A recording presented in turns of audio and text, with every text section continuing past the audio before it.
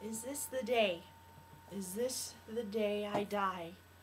This is a title, or this is a phrase that has been used many times in my next book, which is Safely Home by Randy Alcorn. Hello viewers, this is your video blogger, here to review another book. This was a very powerful phrase that's used in this book all the time, and it has very big meaning in this book. This is a new one for me. This is kind of a Christian religious fiction style book. It was recommended to me by the members of my small Bible group, so I decided to read it, and I'm here to review it. This is a book that takes place in China, and it revolves around two friends who many years ago were college roommates at Harvard University. One was an American named Ben Fielding, and one was a Chinese person named Lei Quan.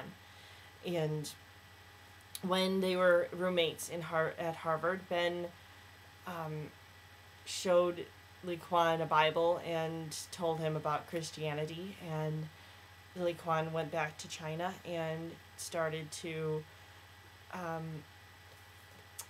tell his fellow Chinese people about Christianity and about the Word of God. And but however, if you know anything about China and their communistic tendencies, the spread of Christianity and the study of Christianity is illegal. And I have a good excerpt to show this. When Lei Quan went back to China, he met and fell in love with a woman named Ming, and together they have one son named Shen.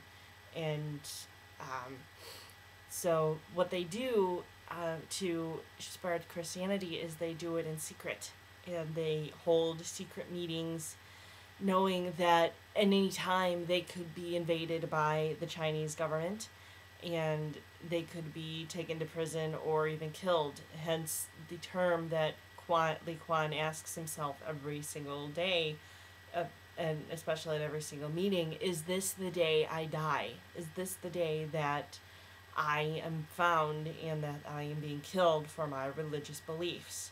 So I'm going to read you an excerpt right at the moment. Let's see. Shen's pudgy face scrunched. The door-mouthed captain lowered his gaze and stared at the boy. Shen's upper lip quivered. He started to cry. Quan looked at Shen, silently pleading for him. We never should have come back to China. I was asked to teach at Harvard. We could have immigrated. Ming could have become a U.S. citizen with me. Why did I return to this? Why did I put Ming at risk? And now, my son. What kind of a father endangers his only son? Doubts assailed Lei Quan, as they often did. Illegal churches are enemies of the state. We must kill the baby while it is still in the manger. You do not deserve to live. The giant wasp pointed at Lei Shen, who trembled under his gaze. Slowly, Ming took off her silk scarf, blood red, and gently pressed it against Lei Shen's quivering lips. Quan peered down at his only son's eyes, begging him to be silent, making unspoken promises, knowing he could not keep them. Protect my son, Yesu, please. It is illegal to teach religion to children under 18. How dare you defy the law? He lifted his hand, poising it in the mid-air 2 feet from Lei Quan's face. The father set his jaw in preparation for the impact, grateful that he would take the blow and not his only son. So those are that's a very powerful excerpt from a meeting that Lei Quan, Ming, and Lei Shen were part of that actually did get invaded. That is at the beginning of the book, so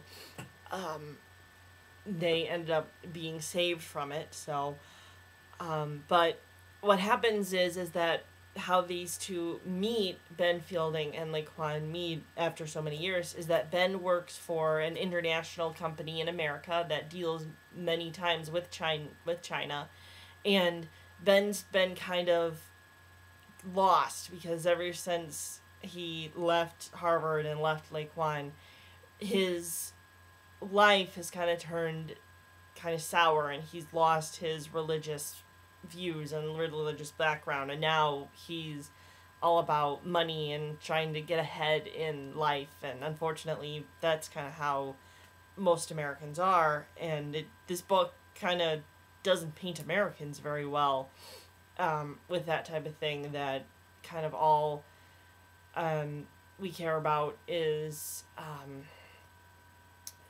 like money and trying to get higher up in our jobs and with our life, and this author's representation of that with Ben Fielding is a very good one, that I thought of, and I thought that was very good representation. And however, Ben has to go to China for business purposes, and he decides that to stay with Laquan, and because he's been thinking about him, wondering what he's been up to, because as I said before and read in the excerpt, Laquan did very well in China, or in Harvard, and so Ben thought that he would go on and teach at a Chinese university or become this great scholar.